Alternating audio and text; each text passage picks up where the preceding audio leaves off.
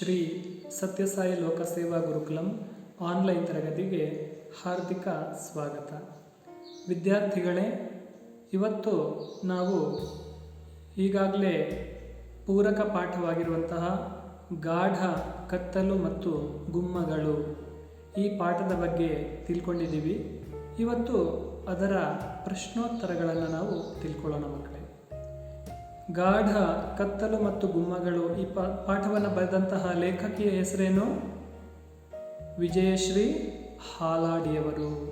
ಅವರನ್ನು ಪ್ರೀತಿಯಿಂದ ಏನಂತ ಕರೀತಾ ಇದ್ರು? ವಿಜಿ ಅಂತ ಹೇಳಿ ಕರೀತಾ ಇದ್ರು. ಹಾಗೆ ಇವತ್ತು ನಾವೀಗ ಪ್ರಶ್ನೋತ್ತರಗಳನ್ನು ನೋಡ್ಕೊಳ್ಳೋಣ. ಕೆಳಗಿನ ಪ್ರಶ್ನೆಗಳಿಗೆ ಉತ್ತರಿಸಿರಿ. 1ನೇ ಪ್ರಶ್ನೆ, ವಿಜಿಗೆ ಗುಮ್ಮಗಳ ಬಗ್ಗೆ ಭಯ ಹುಟ್ಟಿದ್ದೇಕೆ? ಏನು ಪ್ರಶ್ನೆ? ವಿಜಿಗೆ ಗುಮ್ಮಗಳ ಬಗ್ಗೆ ಭಯ ಹುಟ್ಟಿದ್ದೇಕೆ? ಉತ್ತರ ಈ ರೀತಿ ಇದೆ. ವಿಜಿ ತೀರಾ ಸಣ್ಣವಳಿರುವಾಗ ಅಕ್ಕಂದಿರು ಅಥವಾ ಅಣ್ಣ ಗುಮ್ಮನ ಚಿತ್ರ ಬಿಡಿಸು ಎಂದರೆ ದೊಡ್ಡ ಕಣ್ಣು ಬಿಡಿಸಿ ಮುಸುಕುಧಾರಿ ವೇಷವನ್ನು ಬರೆಯುತ್ತಿದ್ದಳು. ಗುಮ್ಮನಿಗೆ ಅದರ ಗೊಗ್ಗರು ಗಂಟಲ ತರಹವೇ ಭಯಾನಕ ಕಣ್ಣು, ದೇಹ ಇರುತ್ತದೆ ಎನ್ನುವುದು ಅವಳ ತಿಳುವಳಿಕೆಯಾಗಿತ್ತು.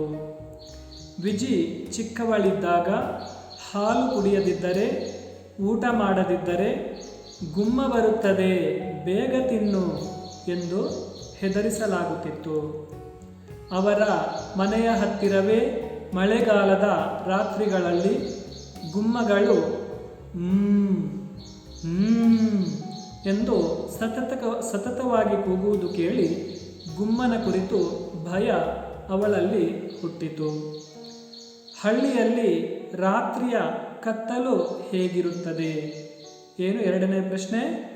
ಹಳ್ಳಿಯಲ್ಲಿ ರಾತ್ರಿಯ ಕತ್ತಲು ಹೇಗಿರುತ್ತದೆ? ಉತ್ತರ, ಹಳ್ಳಿಗಳಲ್ಲಿ ವಿದ್ಯುತ್ತೇ ಇರುವುದಿಲ್ಲ. ಉರಿಯುವ ಚಿಮಣಿ ದೀಪ ಬಿಟ್ಟರೆ ಹೊರಗೆಲ್ಲ ದಟ್ಟ ಕತ್ತಲು. ಹೇಗೆಂದರೆ ಜಗವೆಲ್ಲವೂ ಮಸಿಯಲ್ಲಿ ಅದ್ದಿಟ್ಟಂತೆ. ಕಣ್ಣಿಗೆ ಕಣ್ಣು ತಾಗಿಸಿದರೂ ಕತ್ತಲಲ್ಲದೆ ಬೇರೇನೂ ಕಾಣುವುದಿಲ್ಲ. ಮಳೆಗಾಲ ಮತ್ತು ಅಮಾವಾಸ್ಯೆಯ ಸಂದರ್ಭದಲ್ಲಿ ಕತ್ತಲು ಮತ್ತಷ್ಟು ಕಟುವಾಗಿರುತ್ತದೆ.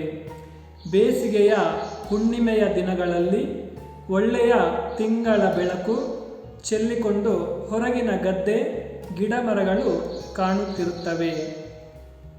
3ನೇ ಪ್ರಶ್ನೆ, ರಾತ್ರಿಯ ಕತ್ತಲಿನಲ್ಲಿ ಬೆಳಕು ಹುಟ್ಟಿಸಿಕೊಳ್ಳಲು ಹಳ್ಳಿಗರು ಏನೇನು ಉಪಾಯಗಳನ್ನು ಮಾಡುತ್ತಾರೆ? 3ನೇ ಪ್ರಶ್ನೆ ಏನು? ರಾತ್ರಿಯ ಕತ್ತಲಿನಲ್ಲಿ ಬೆಳಕು ಹುಟ್ಟಿಸಿಕೊಳ್ಳಲು ಹಳ್ಳಿಗರು ಏನೇನು ಉಪಾಯಗಳನ್ನು ಮಾಡುತ್ತಾರೆ? ಉತ್ತರ, ಹಳ್ಳಿಗರು ಸಂಜೆಯಾದೊಡನೆ ಚಿಮಣಿ ದೀಪಗಳು, 1-2 ಲ್ಯಾಂಪ್ಗಳು, ದೇವರ ದೀಪವನ್ನು ಹಚ್ಚಿಬಿಡುತ್ತಿದ್ದರು. ದೂರ ಎಲ್ಲಾದರೂ ಹೋಗುತ್ತಿದ್ದರೆ ಬ್ಯಾಟರಿಯನ್ನು ಬಳಸುತ್ತಿದ್ದರು. ಎಲ್ಲರ ಮನೆಯಲ್ಲಿ ಬ್ಯಾಟರಿ ಇರಲಿಲ್ಲ. ಹೆಚ್ಚಿನವರು ದೂರದ ಪ್ರಯಾಣಕ್ಕೆ ಸೂಡಿಯನ್ನು ಬಳಸುತ್ತಿದ್ದರು. ತೆಂಗು, ಅಡಿಕೆಯ ಗರಿ, ಬಾಳೆನಾರಿನಿಂದ ಸೂಡಿಯನ್ನು ತಯಾರಿಸಿ ಸೂಡಿಯ ತುದಿಗೆ ಬೆಂಕಿ ಹಚ್ಚಿಕೊಂಡು ಬೀಸುತ್ತಾ ಸುಮಾರು ಮೈಲಿಗಟ್ಟಲೆ ನಡೆಯುತ್ತಿದ್ದರು. 4ನೆಯ ಪ್ರಶ್ನೆ, ಯಕ್ಷಗಾನ ನೋಡಲು ಹೋಗಿ ಬರುವ ರಾತ್ರಿಗಳ ಅನುಭವಗಳೇನು? 4ನೆಯ ಪ್ರಶ್ನೆ ಏನು? ಯಕ್ಷಗಾನ ನೋಡಲು ಹೋಗಿ ಬರುವ ರಾತ್ರಿಗಳ ಅನುಭವಗಳೇನು? ಉತ್ತರ, ವಿಜಿ ಸ್ವಲ್ಪ ಬೆಳೆದು ದೊಡ್ಡವಳಾದ ಮೇಲೆ ಅಮ್ಮ, ದೊಡ್ಡಮ್ಮ, ತಂಗಿ ನೀಲಿಮ ಇವರ ಜೊತೆಗೆ ಯಕ್ಷಗಾನಕ್ಕೆ ಹೋಗುತ್ತಿದ್ದಳು. ಅವಳ ಆಗಿನ ಖುಷಿ ವರ್ಣಿಸಲು ಅಸಾಧ್ಯ. ಆ ನೀರವ ರಾತ್ರಿಯಲ್ಲಿ ಬ್ಯಾಟರಿ ಹಿಡಿದು ಕಾಡುಗಳಲ್ಲಿ ನಡೆದು ಹೋಗುವಾಗ ಕಾಡಿನ ಗಾಳಿಯನ್ನು ಹೀರಿಕೊಳ್ಳುತ್ತಿದ್ದಳು. ಹಾಗೆ ಯಕ್ಷಗಾನಕ್ಕೆ ಹೋಗುವಾಗ ಅವತ್ತಿನ ಯಕ್ಷಗಾನ ಹೇಗಿರಬಹುದು ಎಂದು ಚರ್ಚೆಯಾದರೆ ವಾಪಸ್ಸು ಬರುವಾಗ ನೋಡಿದ ಯಕ್ಷಗಾನದ ಕುರಿತು ವಿಮರ್ಶೆಗಳು, ಟೀಕೆ, ಟಿಪ್ಪಣಿಗಳು ಇರುತ್ತಿದ್ದವು. ಕೊನೆಯ ಪ್ರಶ್ನೆ, 5ನೇ ಪ್ರಶ್ನೆ. ವಿಜಿ ಕತ್ತಲಿನ ಭಯವನ್ನು ಹೇಗೆ ಗೆದ್ದಳು? 5ನೇ ಪ್ರಶ್ನೆ ಏನು? ವಿಜಿ ಕತ್ತಲಿನ ಭಯವನ್ನು ಹೇಗೆ ಗೆದ್ದಳು? ಉತ್ತರ: ವಿಜಿ ಸ್ವಲ್ಪ ಬೆಳೆದು ದೊಡ್ಡವಳಾದ ಮೇಲೆ ಗುಮ್ಮನ ಹೆದರಿಕೆ ದೂರ ಆಯಿತು. ಕಗ್ಗತ್ತಲ ರಾತ್ರಿಗಳಲ್ಲಿ ಎಲ್ಲಾದರೂ ಹೋಗುವುದು ಅವಳಿಗೆ ಇಷ್ಟವಾಗತೊಡಗಿತು.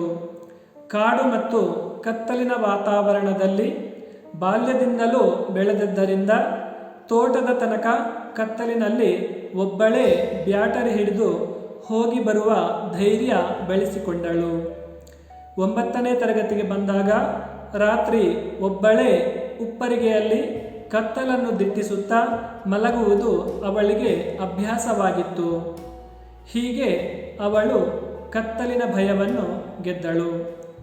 ಮಕ್ಕಳೇ, ಗಾಢ ಕತ್ತಲು ಮತ್ತು ಗುಮ್ಮಗಳು, ವಿಜಯಶ್ರೀ ಹಾಲಾಡಿಯವರು ಬರೆದಿರುವಂತಹ ಈ ಒಂದು ಪೂರಕ ಪಾಠವನ್ನು ಮತ್ತು ಈ ಒಂದು ಪ್ರಶ್ನೋತ್ತರಗಳನ್ನು ಎಲ್ಲವನ್ನ ಈಗ ನೀವು ತಿಳ್ಕೊಂಡಿದ್ದೀರಾ. ಮುಂದಿನ ತರಗತಿಯಲ್ಲಿ ಬರಬೇಕಾದ್ರೆ ಈ ಪ್ರಶ್ನೋತ್ತರಗಳನ್ನು ಬರ್ಕೊಂಡು ಅರ್ಥ ಮಾಡಿಕೊಂಡು ನಾನು ತರಗತಿಯಲ್ಲಿ ಪ್ರಶ್ನೆಯನ್ನು ಕೇಳಬೇಕಾದ್ರೆ ಸರಿಯಾಗಿ ನೀವು ಉತ್ತರವನ್ನು ನೋಡದೆ ಹೇಳುವಂತಹ ಒಂದು ಅಭ್ಯಾಸವನ್ನು ಮಾಡಿಕೊಳ್ಬೇಕಾಗುತ್ತೆ.